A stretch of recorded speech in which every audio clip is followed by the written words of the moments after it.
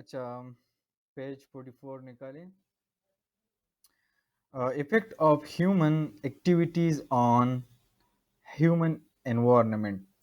उस द इंसान चिकम एक्टिविटीज दी इंसान चिकम कारونه کوي د هغه په ماحول باندې هیومن ماحول باندې څه اثرات دي.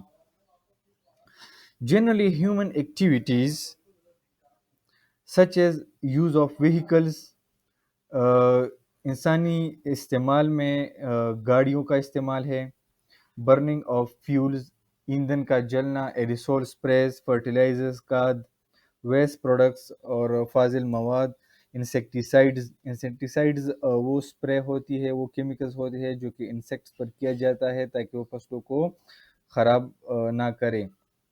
फसलों को ख़राब होने से बचाने के लिए इंसेक्टिसाइड स्प्रे करना पड़ता है। एंड डिफॉरेस्टेशन, और डिफॉरेस्टेशन शामिल है इसमें, जंगलात का कटाव। आर अफेक्टिंग इन्वायरमेंट, ये माहौल को असरअंदाज करती है। These action can cause degradation of habitats and also result in the depletion of natural resources.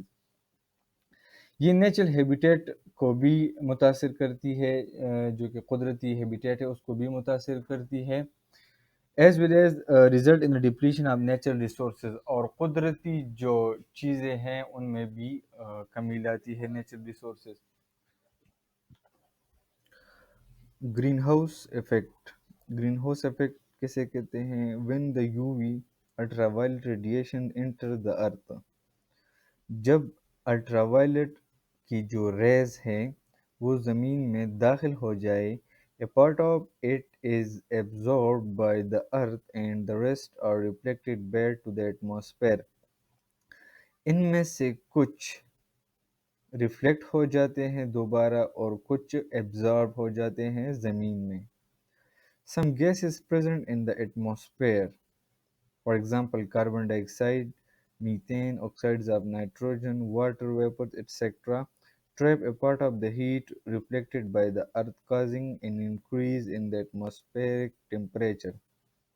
असल में क्या होता है, ये गैसेस जो है ना, तो ये यहाँ पर एटमॉस्फेयर में जमा हो जाती है, ज़मीन में जमा हो जाती है। ये जो एटमॉस्फेरिक लेयर है ना, ये ओजोन, ये मतलब ओजोन लेयर है, ये ग्रीन हाउस इफेक्ट का काम करती है। ठीक है,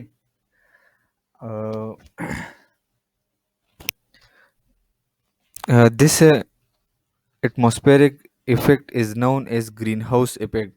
इस एटमॉस्फेरिक इफेक्ट को क्या कहते हैं? Greenhouse effect.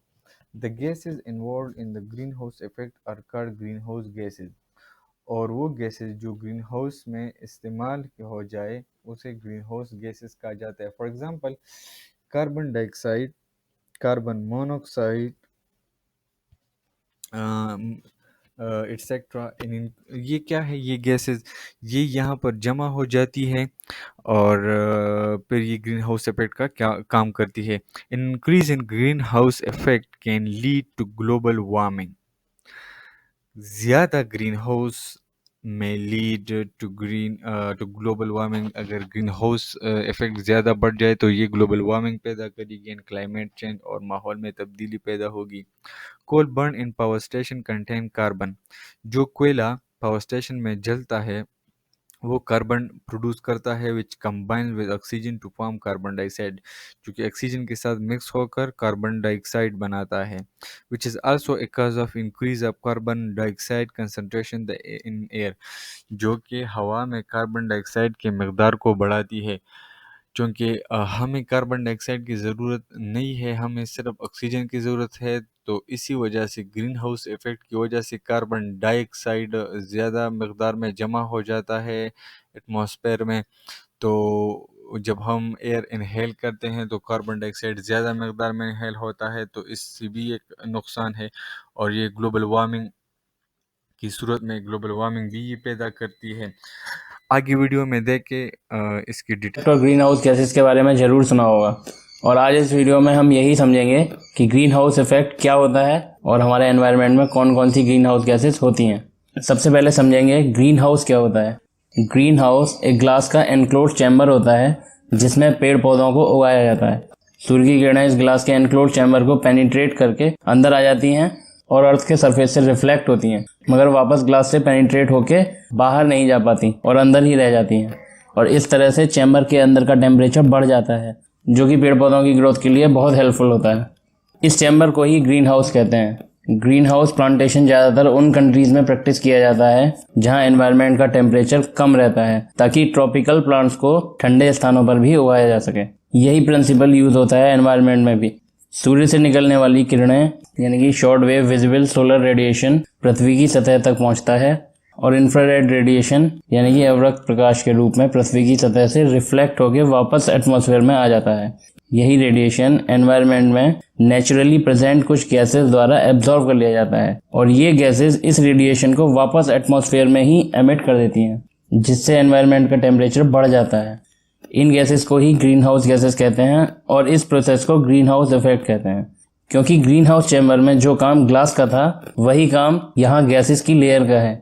वहाँ ग्लास सूर्य की किरणों को वापस नहीं जाने देता था, यहाँ गैसेस की लेयर सूर्य की किरणों को वापस नहीं जाने देती, इसलिए इस इफेक्ट को ग्रीन हाउस इफेक्ट कहते हैं। अब जानते हैं कि ग्रीन हाउस गैसेस कौन कौन सी होती हैं। सबसे पहले वाटर वेपर्स, जो कि एनवायरनमेंट में बल्क में प्रेजेंट रहती हैं, जिनको मैन मेड एक्टिविटीज से कम या ज़्यादा नहीं किया जा सकता। बाकी और जितनी भी गैसेस होती हैं उनको मैन मेड एक्टिविटीज से कम या ज़्यादा किया जा सकता है। नेक्स्ट है carbon dioxide. Naturally carbon dioxide environment में हमारे सांस छोड़ने से, समुद्र से और डिकम्पोजिशन से जनरेट होती है। मीथेन गैस, मीथेन गैस को मार्श गैस भी कहते हैं, क्योंकि यह मार्सी वेटलैंड्स में प्रोड्यूस होती है। नेचुरली यह पृथ्वी की सतह से नीचे और समुद्र में पाई जाती है, जहां से यह एनवायरनमेंट में आ जाती है। नाइट्रस ऑक्साइड, यह एक स्टेबल गैस है जिसकी एवरेज लाइफ करीब 150 साल होती है। नेचुरली यह गैस नाइट्रिफिकेशन और डीनाइट्रिफिकेशन के टाइम पर प्रोड्यूस होती है।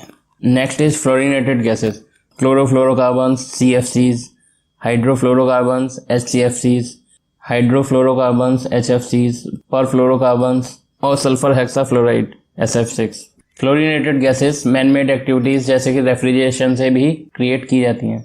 यही सब ग्रीन हाउस गैसेस हैं जो एनवायरनमेंट में एक लेयर बना के रखती हैं और पृथ्वी की सतह से रिफ्लेक्ट एनर्जी को ट्रैप करके एनवायरनमेंट में डिस्ट्रीब्यूट कर देती हैं, जिससे एनवायरनमेंट का टेम्परेचर बढ़ जाता है। ये गैसेस एनवायरनमेंट में नेचुरली प्रेजेंट होने के साथ साथ मैन मेड एक्टिविटीज से भी जनरेट होती हैं, जैसे डिफॉरेस्टेशन से, फॉसिल फ्यूल्स के जलने से। और जब इन गैसेस का लेवल एनवायरनमेंट में बढ़ जाता है तो पृथ्वी का ओवरऑल टेम्परेचर बढ़ने लगता है, जिससे ग्लोबल वार्मिंग की सिचुएशन क्रिएट हो जाती है। हमारी लाइफ में ग्रीन हाउस इफेक्ट के पॉजिटिव और नेगेटिव दोनों इम्पैक्ट होते हैं।